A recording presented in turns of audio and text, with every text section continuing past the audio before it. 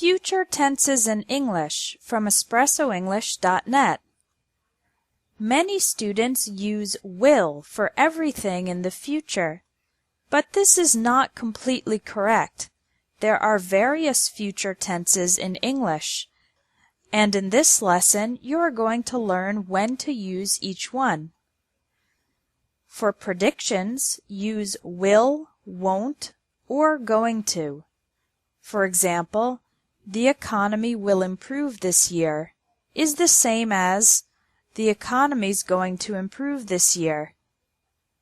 In general, with first conditional sentences, using the word if, we use will and won't. For example, if you practice every day, your English will improve.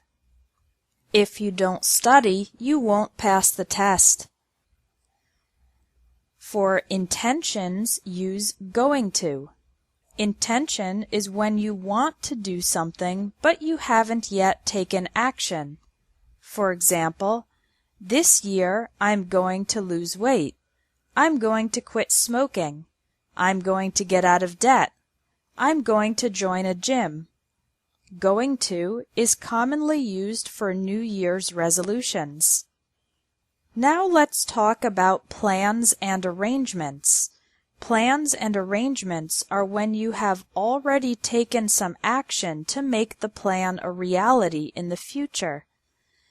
There are three possible tenses to use with plans and arrangements: going to, present continuous, or future continuous. For example, you can say, "We're going to visit him next week."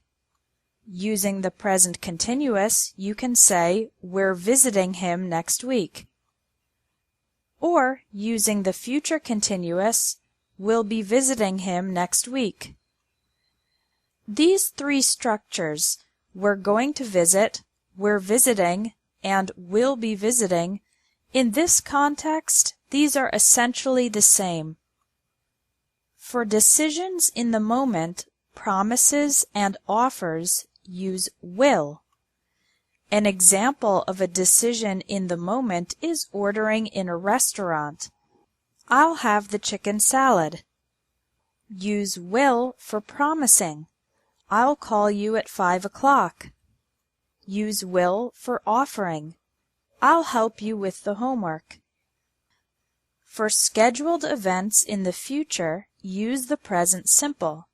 Scheduled events are things like transportation schedules, conferences and events, and things that operate on a regular schedule, like the opening or closing of a store or bank. So it's more common to say, "Our flight leaves at 8 o'clock," instead of, "Our flight will leave at 8 o'clock." The conference starts tonight, and not "the conference will start tonight," because it's a scheduled event. Finally, we have events that will be completed before a specific time in the future. In this case, use the future perfect. Imagine that right now it's 12 o'clock p.m., and I need to finish a project before 5 o'clock p.m. I can say, "By 5 p.m. I will have finished the project," because the completion of the project comes between now and 5 o'clock. The future perfect is typically used with by and by the time.